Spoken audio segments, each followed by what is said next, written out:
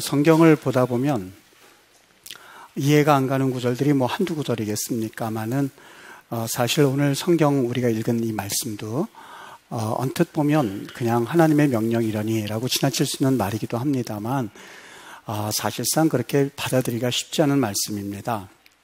맥주절을 지켜라, 감사절기를 지켜라, 당연히 그래야 되겠지라고 지나갈 수 있는 부분이기도 합니다만 문제는 이 말씀이 어디에서 어떤 상황 가운데서 우리 하나님께서 주셨는가를 생각하면 이 하나님의 명령이 때로는 우리 삶 가운데서 그 순종하기가 그렇게 쉬운 말씀은 아니구나. 하나님께서 왜 이 말씀을 주셨지라고 생각하게 하는 부분이 바로 오늘 본문의 내용입니다. 좁게는 이 말씀이 시내산에서 주신 말씀이긴 합니다만 넓게 보면 너희가 맥주절을 지켜라, 감사절을 지켜라, 감사해라 라고 하는 것은 광야 한가운데서 주셨던 말씀이기 때문에 그렇습니다. 말씀을 준비하다가 제가 어느 목사님 이야기가 갑자기 떠올랐습니다. 교회를 개척하고 그리고 목회하시는 목사님 이야기입니다. 그 목사님은 제가 개인적으로 알고 있는 분인데 참 신실한 분이었습니다. 물론 대부분의 목회자님들께서 다 신실하고 그리고 또 목회자다운 그러한 성품을 지니긴 하셨습니다만 제가 그분을 볼 때에 어떻게 저런 성품을 지닐 수가 있지라고 생각할 만큼 참 정직하고 그리고 성실하고 그리고 친절하고 그리고 누구에나 대하듯이 참 이렇게 진중하게 대하는 그리고 밝은 모습을 보인 목회자입니다. 그런데 그분이 어느 날 개척을 하고 그렇게 열심히 목회를 하던 중에 사모님이 갑자기 운명을 좀 달리했습니다. 그동안 잔병이 하나도 없었거든요. 많은 사람들이 추측을 하기를 아마 목회하시면서 개척하시면서 그 스트레스를 이기지 못해서 그래서 돌아가신 것 아니겠는가라고 하는 이야기를 하는 것을 들었습니다. 그 목회자에게는 2명의 자녀가 있었거든요. 그 목회사님에게는 아내죠. 그 사모님의 장례를 치르는 동안에 한쪽 구석에서 훌쩍훌쩍거리고 있는 중학생 아들과 그리고 초등학생 딸을 보니까 참 마음이 먹먹해져 오는 것을 느꼈습니다. 사랑하는 아내를 떠나보내는 남편의 마음도 마음이려거니와 그리고 그 어머니를 떠나보내고 엄마를 떠나보내고 울고 있는 그 두 아이들의 모습을 보노라니 도대체 하나님께서 또 어떠한 뜻이 있으실까라는 그러한 하나님께 여쭙기 이전에 앞서서 직접 당사자가 아님에도 불구하고 하나님 어떻게 이런 일이 있을 수 있습니까? 하는 질문이 저에게서부터도 떠올라오기 시작했습니다. 목회자의 능력이라고 해봤자 교회가 전부이지 않겠습니까마는 그분이 한 일이라고는 개척교회 한 죄밖에는 없을 텐데 감히 제가 이런 용어를 저 혼자서 떠올렸습니다. 그에게 도대체 무슨 힘이 있단 말인가? 이제부터 그가 생활도 해야 될 텐데 그게 가능할까라고 생각하니까 사실 말로 형용할 수 없을 만큼 저까지도 같이 힘드는 것을 느꼈습니다. 스마트폰에서 이렇게 스마트폰 지갑을 이렇게 보니까 부스러기 잔돈이 있길래 그것을 그냥 얼마 되진 않지만 꺼내가지고 그 아이들에게 주어주면서 돌아서는데 발걸음이 잘 떨어지질 않았습니다. 머리를 쓰다듬어주고 그리고 훌륭한 사람 돼야 돼. 그리고 아빠 말씀 잘 들어 하고 오는데 돌아서는 순간 눈물이 핑 돌았습니다. 감사절 설교를 준비해야 되는데 왜 이 친구가 갑자기 떠올랐을까 하는 생각이 들었습니다. 오늘 말씀을 준비하면서 여러 생각이 들었습니다. 성도들의 삶을 가만히 보면 누구나 할 것 없이 사실 힘든 광야길을 걸어가는 가정들이 참 많이 있습니다. 물론 어떤 가정은 좀 다른 문제가 될 수도 있겠습니다만 정도의 차이가 있을 뿐이지 사실 아픔이 없는 가정이 사실상 없습니다.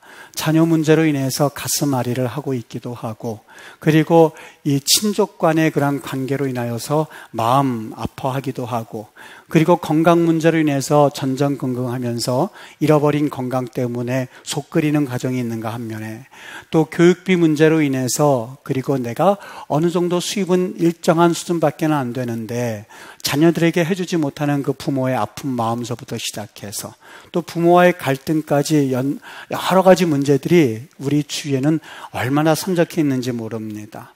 나이가 조금씩 들어가면서 그런 성도들을 볼 때마다 또 그런 이야기를 들을 때마다 연민의 마음이 들 뿐만이 아니라 도대체 이 세상의 삶이 무엇일까 하는 생각을 가지고 성경을 읽다가 눈에 들어오는 구절이 하나가 있었는데 시편 90편 10편의 말씀이었습니다.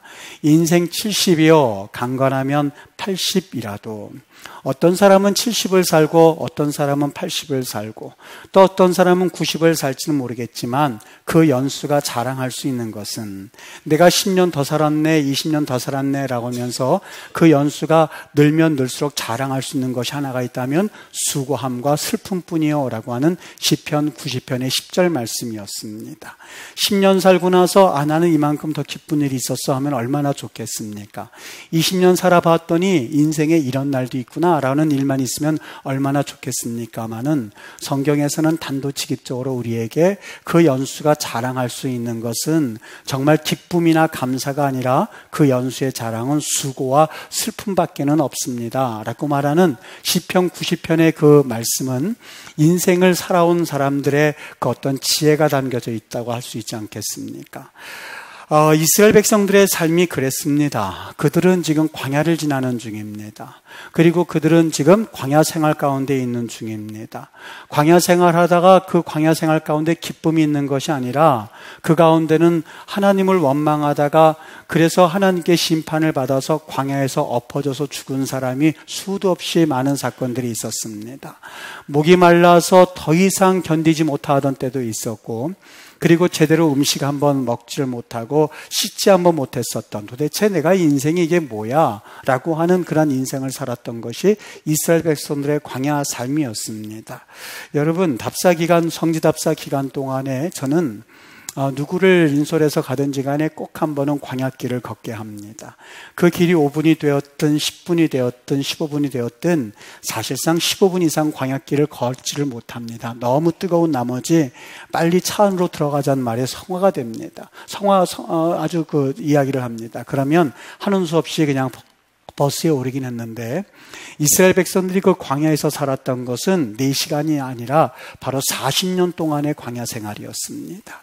거기에서 무슨 자녀 교육을 꿈꿀 수 있겠으며 거기서 무슨 미래에 대한 비전이 있을 수가 있겠고 거기에서 어떻게 미래에 대한 꿈을 꿀 수가 있다고 생각하십니까? 어떻게 보면 죽지 못해서 살아가는 삶, 그냥 살아야만 하니까 살아가는 삶, 그냥 내가 어쩔 수 없이 살아가는 삶이 그들의 광야 생활이었습니다. 그런 상황 가운데서 하나님께서 이스라엘 백성들에게 주셨던 말씀이 오늘 본문의 말씀입니다. 맥주절을 지켜라. 맥주절을 지켜라. 감사하라는 이야기입니다. 그리고 그 절기에 대해서 네가 감사하고 그리고 지내라. 이는 네가 수고해서 밭에 뿌린 것에 첫 열매를 거둠이니라. 여러분, 그들이 광야 생활 가운데서 열매를 거두어 본 적이 없습니다. 하나님께서 이 말씀을 하신 것은 미래에 그런 일이 일어날 것을 믿고 우리 보고 미리 감사라는 말씀과 별반 다를 바가 없습니다. 사실 제가 목회자로서 매년 절기 때마다 사실 얼마나 고민이 되는지 모릅니다. 여러 가지 상황 가운데 있는 성도들을 향하여서 그냥 목회자니까 여러분 감사해야만 합니다. 항상 감사해야만 합니다. 라는 말이 때로는 값싼 복음으로서 들려지지 않게 하기 위하여서 얼마나 고심이 되는지 모릅니다. 웬만하면 감사절은 사실상 피하고 싶은 것이 저의 솔직한 심정입니다. 그리고 제 자신에게조차도 감사가 나와 있지 않는 상황 가운데서 감사절기에 설교를 해야 한다는 것이 때로는 얼마나 위선적으로 느껴지는지 모르겠습니다.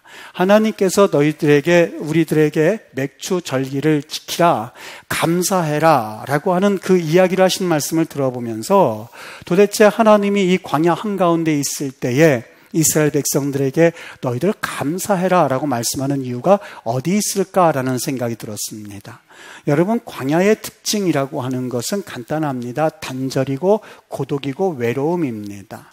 이스라엘 백성들이 연단을 많이 받았는데 그 연단의 99%는 바로 광야에서 받은 연단이었습니다.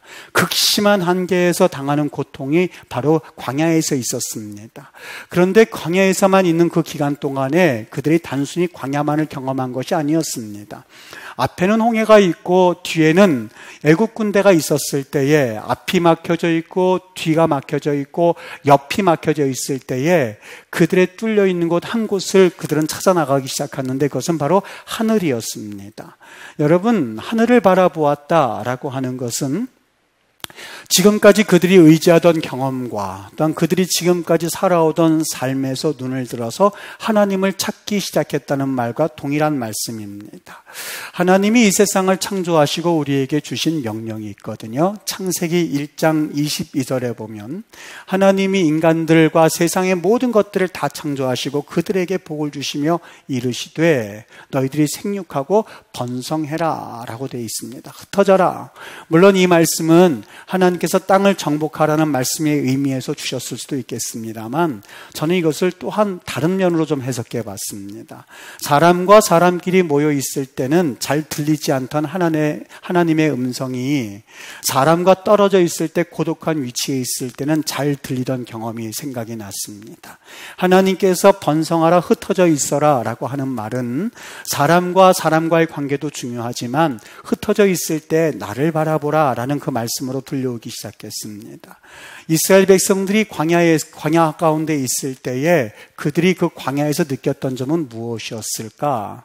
여러분, 애굽에 있을 때 그들이 하나님께 부르짖었다라는 음성은 있습니다만 애굽 가운데 있을 때 그들이 하나님을 만났다 하는 기록은 도저히 찾아볼 수가 없습니다.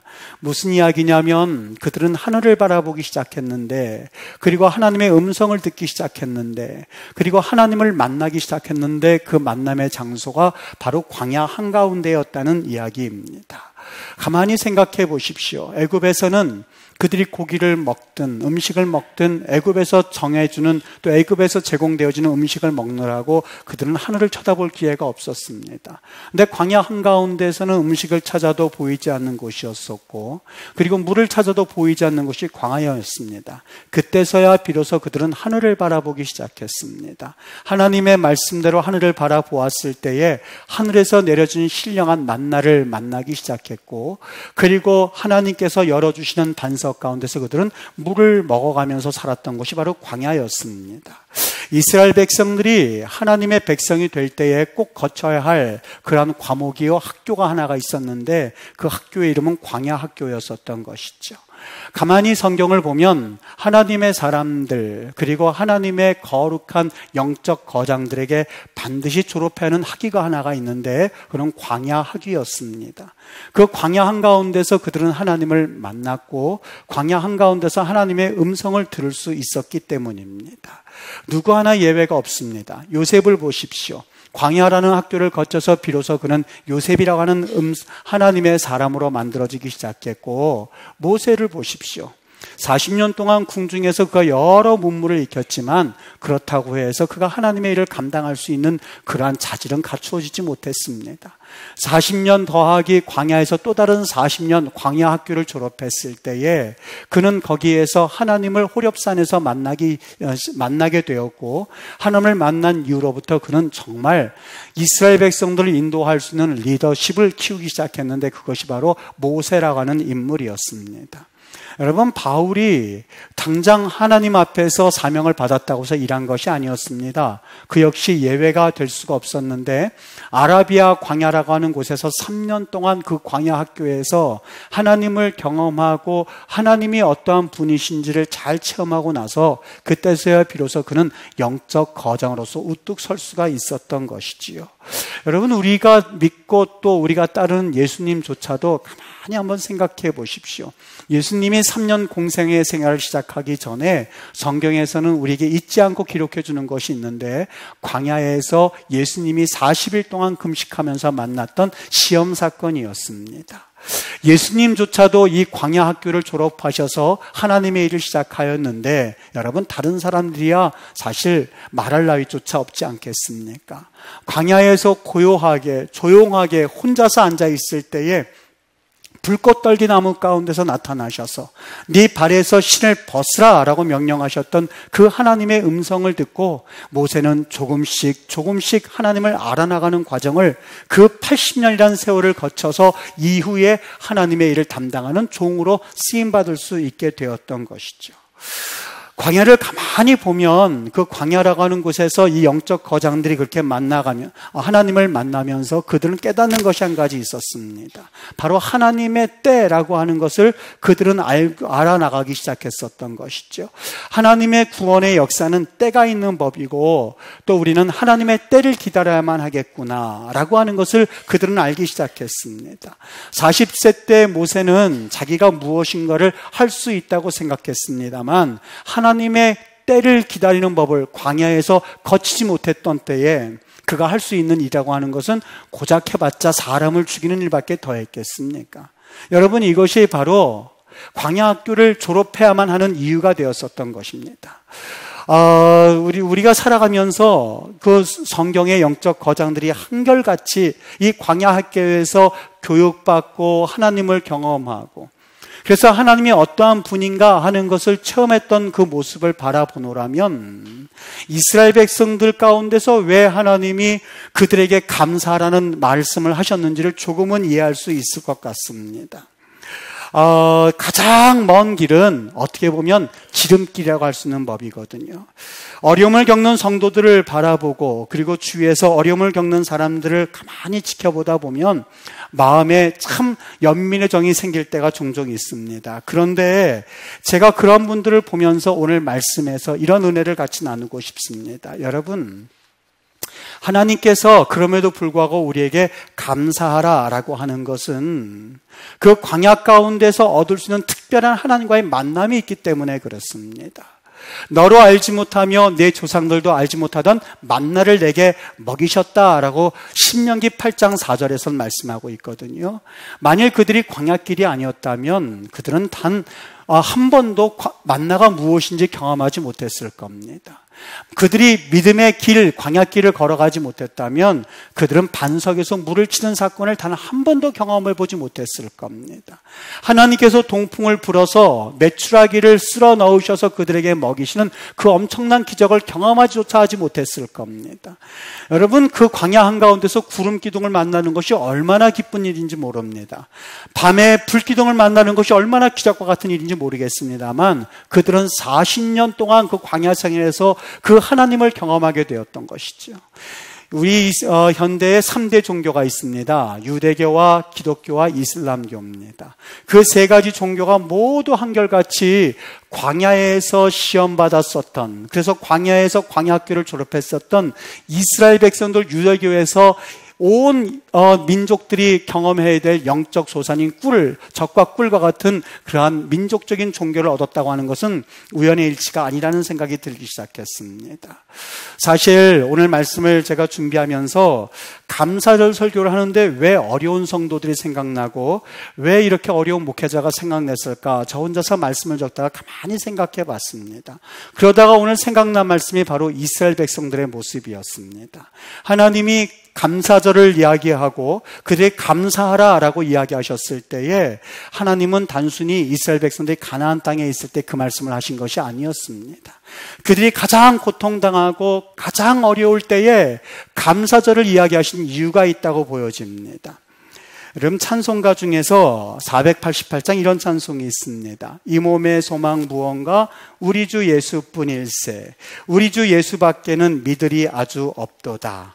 세상에 믿던 모든 것 끊어질 그날 되어도 구주의 언약 믿사와 내 소망 더욱 크리라.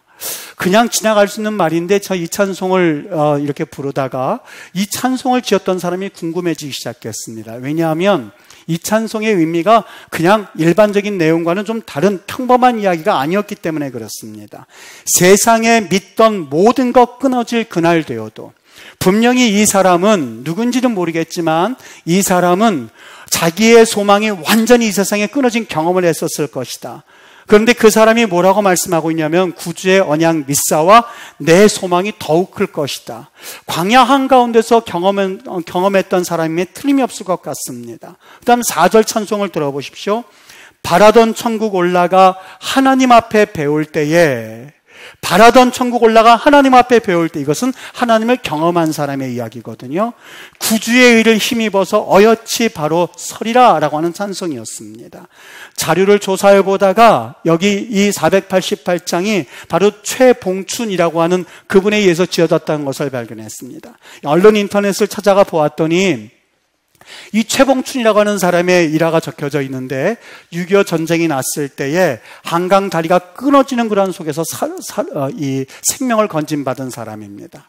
남편이 은혜를 받고 미국 무디 신학교에서 공부하고 있을 즈음에 편지기 왕래조차 힘든 그러한 때에 편지를 보내게 되었습니다. 근데 그 편지에 오래간만에 온 편지의 내용은 아내가 잘 있고 가족들이 잘 있습니다는 편지가 아니라 자신의 아들이 폐렴으로 죽었다는 그러한 편지를 받게 됩니다. 너무너무 기가 막혀서 내가 과연 이 신학을 그만해야 될지 더 해야 될지 고민하고 있을 때에 아내가 주온 그 시, 그 편지 맨 끝에 주어진 시를 가지고 작곡했던 찬송이 바로 이 찬송입니다. 이 몸의 소망 무언가 오직 우리 주 예수뿐일세. 우리 주 예수밖에는 믿을 리가 아무도 없습니다. 무섭게 바람 부는 밤 물결 높이 설렐 때에 우리 주 크신 은혜에 나는 소망의 닻을 주리라. 세상에 믿던 모든 것이 끊어질 그날 되어도 구주의 언약 믿사와 내 소망이 더욱 크리라. 바라던 천국 올라가 하나님 앞에 배울 때에 구주의 의를 힘입어 어여시 바로 서리라. 여러분, 제가 여러분에게 감사하십시오라고 할 때에 여러분 이런 일이 있어서 감사하지요? 내가 이렇게 해서 감사하지요? 그런 이야기를 하기 위함이 아닙니다. 오늘 주일 설교는 그런 내용의 류가 아닙니다. 어떻게 보면 우리가 간지나게 하는 그런 감사를 찾으십시오라는 설교가 아닙니다. 하나님께서는 이스라엘 백성들이 광야 한가운데 있을 때 맥주를 지켜라라고 하는 것은 하나님의 명령이었습니다. 왠지 아십니까? 우리가 광야 한가운데 있을 때 이스라엘 백성들이 하나님을 만났던 것처럼 우리 주위의 모든 것이 다 끊어졌을 때에 그때야말로 하나님을 만날 수 있는 기회가 되었기 때문에 그렇습니다. 가만히 생각해보면 제가 언제 하나님을 만나게 되었는가 생각해보면 내 인생이 가장 깊은 수렁에 빠져 있을 때에 그때 저는 하나님이 어떠한 분인지 조금씩 느끼는 그런 은혜를 경험했던 것 같습니다. 욥이 그렇게 그런 고백을 하고 있거든요. 고난을 당하고 나서 맨 마지막에 이르러서 그가 이렇게 고백합니다. 내가 귀로만 듣던 하나님을, 내가 지금까지 귀로만 듣던 하나님을 이 고난을 당하고 나니까 내가 내 눈으로 직접 하나님을 보게 되었나이다 라고 말입니다. 저는 조금 전에 이야기했던 그 목사님, 하나님께서 어떻게 역사하실지는 사실 잘 기도할 때마다 답이 나오질 않습니다. 그런데 오늘 이 말씀을 증거하다가 하나님께서 그 목사님을 생각나게 하신 이유가 있다고 생각합니다. 하나님이 분명하게 저 가정 가운데 영적인 복을 주실 거야. 그 하나 확신은 분명히 생겼습니다. 어려움을 당하고 있는 성들이 분명히 있을 겁니다. 그런데 너무 좌절하지 마십시오. 그 가운데서 하나님께서 하늘문을 열어주시는 은혜가 있거든요. 앞뒤 좌우가 막혀 있을 때 그 다음에 한 가지 뚫려 있는 그곳이 하나가 있는데 그것은 하늘문입니다. 야곱이 부모와 떨어져서 이제는 삼촌 라반의 집에 갈 때 가장 힘든 바로 그때에 돌베개 잠을 하고 베들에서 누워있을 때에 천군 천사가 사닥다리로 오르락내리락하는 하늘문이 열려지는 광경을 보고 그는 사실 이제부터 야곱이 되어져가는 과정을 겪어나가기 시작했거든요. 나 지금 문제 없는데요? 아니요. 여러분 인생이 그렇게 호락호락하지가 않습니다. 지금은 문제가 생기지 않았다 한다 할지 걱정하지 마십시오. 분명히 문제는 또 생겨나게끔 되어 있습니다. 문제가 생겨났다고 너무 좌절하지 마십시오. 왜요? 하나님께서 하늘문을 뚫어주실 기회가 되기 때문에 그렇습니다. 여러분 작은 일에 너무 일희일비하지 마십시오. 하나님께서는 오늘 성경에서 광야 한가운데 있는 백성들의 감사해라 라고 하셨던 것은 바로 오늘 현대에 쓰라립고 아프고 광야길을 걸어가고 있는 우리에게 주신 주의 음성인 줄 믿으시길 바랍니다.